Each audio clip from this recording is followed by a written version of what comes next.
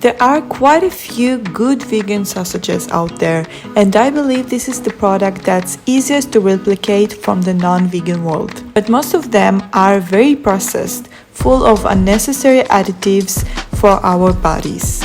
Today I'm going to show you how I make my Seitan sausages and the different ways I like to incorporate them. There are three main ingredients in these sausages, which are sweet potato, white beans in tomato sauce, and vital gluten wheat flour, which you can substitute with any other flour. It's important to have exactly this flour, doesn't matter the brand.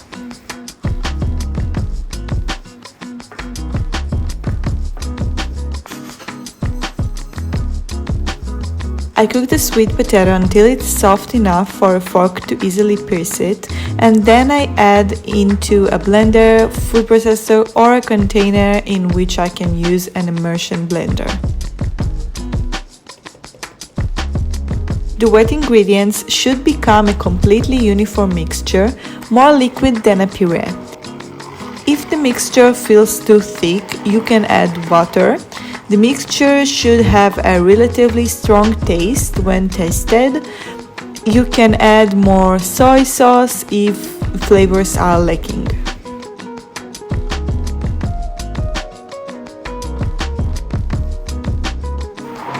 In a deep bowl, I start adding the dry ingredients. The ingredients and the full recipe are both listed below the video. I combine the dry ingredients so that the spices are evenly distributed in every bite, and then add the mixture. I mix the wet and dry ingredients together with a spatula, and once it becomes less wet, I move on to kneading the dough by hand. After the bowl is empty of flour, I move on to kneading the dough on the countertop. The goal is to make the dough as uniform as possible, with a consistent color and texture without any traces of flour. If it feels too dry, I'll add a bit of water, or if it's too wet, I'll add just a little flour. I shape it into a spiral shape and place it in a bowl to rest 10 minutes. I prepare aluminum foil and parchment paper. Keep in mind that the paper should cover the sausages like candy wrappers and should be longer than the sausages so that they can cover them properly. So, estimate the length of the papers according to the size of the sausages you want to make. I make sausages that weigh 100 grams each, and remember that the sausages will swallow, so make them thinner than you would like them to be. I wrap each sausage in parchment paper and I use dough cutter to create a uniform shape for each sausage. I twist the end of the paper like candy. I do the same with the aluminum foil, except here you don't have to press with the dough cutter, but it certainly won't hurt. I add the sausages to a steaming pot. You can steam them all together. The pot will stand on a medium heat for an hour and a quarter, at most an hour and a half. Just make sure there's enough water so it doesn't run out halfway through. In the meantime, I prepare mashed potatoes to accompany the first sausage dish. I try the technique of baking the potatoes before mashing them. Before that, I soak them in water for an hour and put them in the hot oven at 230 degrees Celsius for about 40 minutes.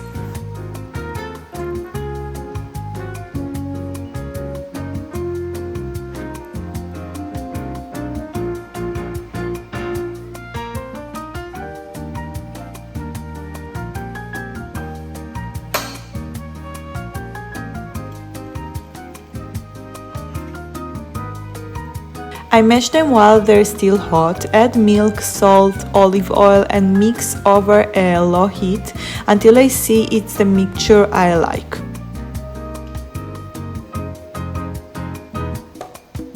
And of course, add green onions.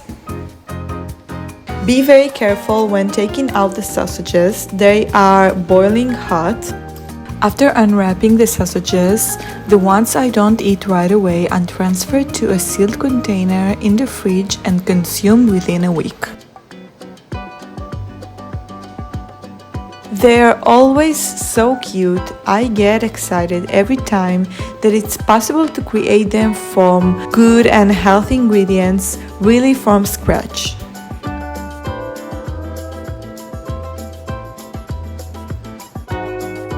The sausages are excellent as is, with a bit of mustard, and alongside the mashed potatoes that turned out really well, by the way, with the pre-baking technique.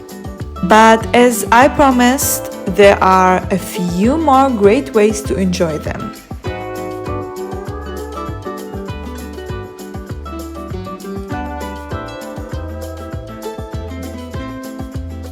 The next classic way is the hot dog. Since they're pretty thick, I cut them in half and then fry them in a little olive oil.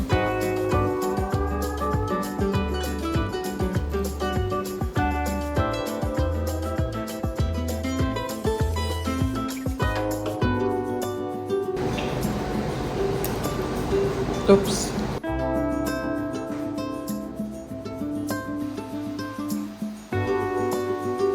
This amazing and tasty thing totally upgraded our evening.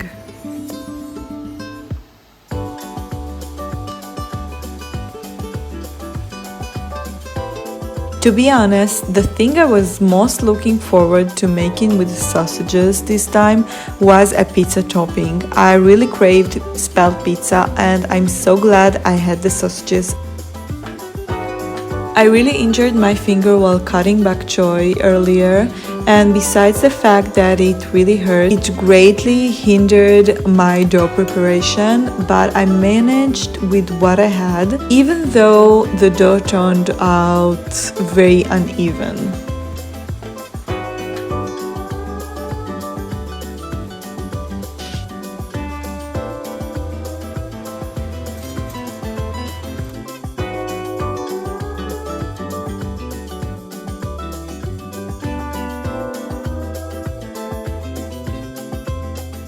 I baked it for 15 minutes and it really felt like meaty pieces, like pepperoni, very tasty.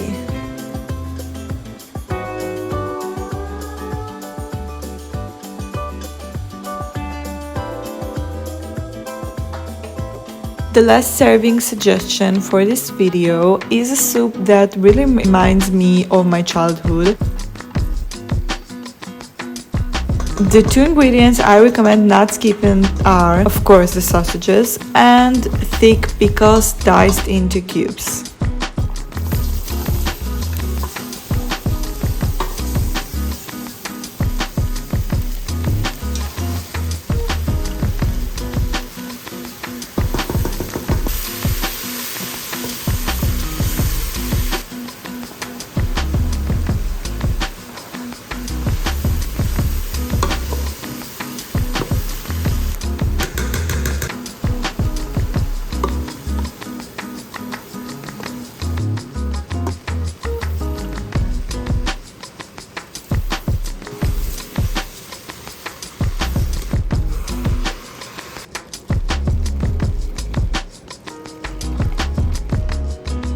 After I leave the soup for 20 minutes, stirring occasionally, I went to pick from my dill tree that has gotten out of control, and the huge chard leaves were used for the pizza sauce earlier, and I recommend trying it. It's a very nice addition. I add the dill, green onion and lemon juice, turn off the heat, and the soup is ready. Thank you so much for watching.